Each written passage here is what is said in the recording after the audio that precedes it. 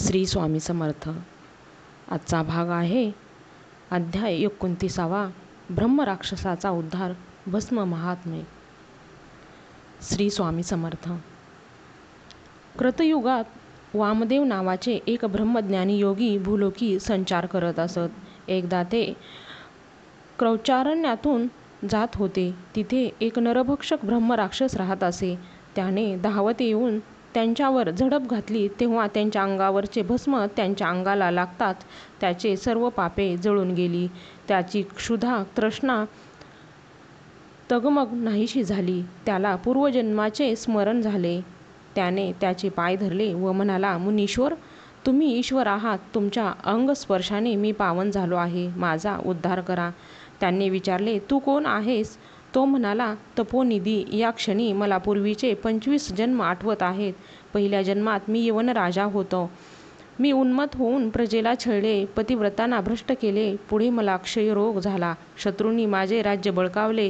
मृत्यूनंतर मी नरकात पडलो. त्यानंतर मी प्रेतयोनीत जन्मलो. मग मी क्रमाने वाघ, अजगर, लांडगा, डुक्कर, सरडा, कुत्रा, कोल्हा, हरिण, ससा, माकड, मुंगूस, कावळा, अस्वल, रानकोंबडा, गाढव, मांजर, बेडूक, कासव, मासा, उंदीर, घुबड, हत्ती व आता ब्रह्मराक्षस असे जन्म घेतले. हे प्रभू, आज तुमच्या अंगस्पर्शाने मला पूर्वजन्म आठवले व मन शांत झाले.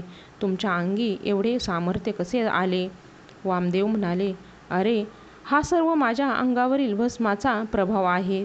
ज्याच्या स्पर्शामुळेच तुझ्या ठायी ज्ञान प्रकट झाले. मी तुला एक कथा सांगतो. त्यावरून भस्माचा प्रभाव किती श्रेष्ठ आहे हे तुझ्या लक्षात येईल. द्रविड देशात एक कर्मभ्रष्ट ब्राह्मणाचे पतित स्त्रीशी संबंध होते. त्यामुळे कुटुंबियांनी व ज्ञाती बांधवांनी त्यांच्यावर बहिष्कार टाकला. चारित्र्याचे साधन नसल्याने ते चोऱ्या करू लागले. एकदा चोरी करत असताना एका पतिताने त्यांचा वध केला आणि त्यांचे प्रेत गावाबाहेरील स्मशानापाशी टाकले.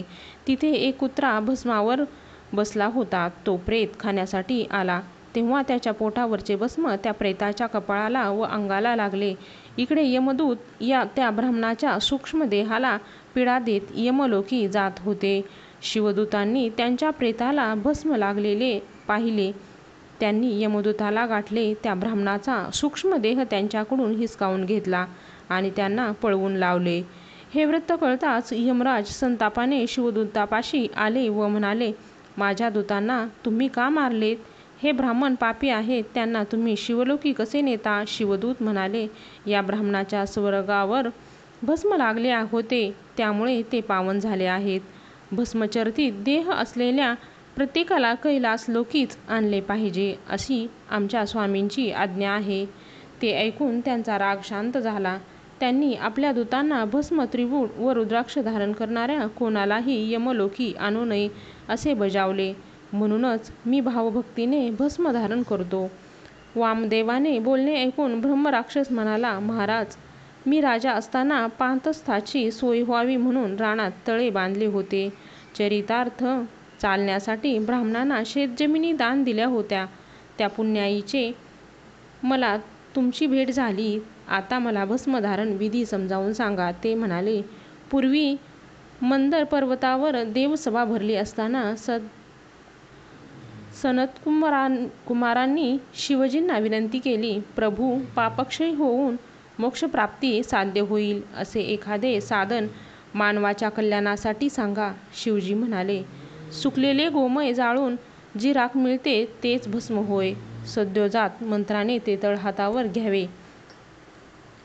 अग्निरीत मंत्राने अभिमंत्रित करावे. मनस्तोक्ते मंत्राने अंगठ्याने मळावे. त्र्यंबक मंत्राने भाळी लावावे. त्रयाविषी मंत्राने कपाळावर, भुजावर व शरीरावर अन्य 7 स्थानी लावावे.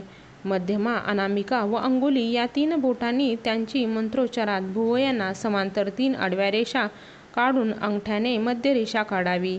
याला त्रिपुंड्रक म्हणतात. सर्व वर्ण आश्रम धर्माच्या लोकांनी भस्म त्रिपुंड लावावा. त्यायोगे पूर्व पापांचे निरसन होऊन मनुष्य पुण्यात्मा होतो. त्याला सर्व तीर्थस्नानाचे, यात्राचे व जपानुष्ठानाचे पुण्य मिळते.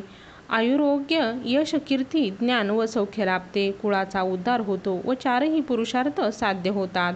तो स्वर्ग, ब्रह्म आणि वैकुंठ लोकी दीर्घकाळ वास्तव्य करून शिवसायुज्यता प्राप्त करतो. ज्याला मंत्रोच्चार येत नाही त्याने ओम नमः शिवाय असे म्हणून ते भक्तिभावाने धारण करावे, त्यालाही तेच पुण्यफल मिळते.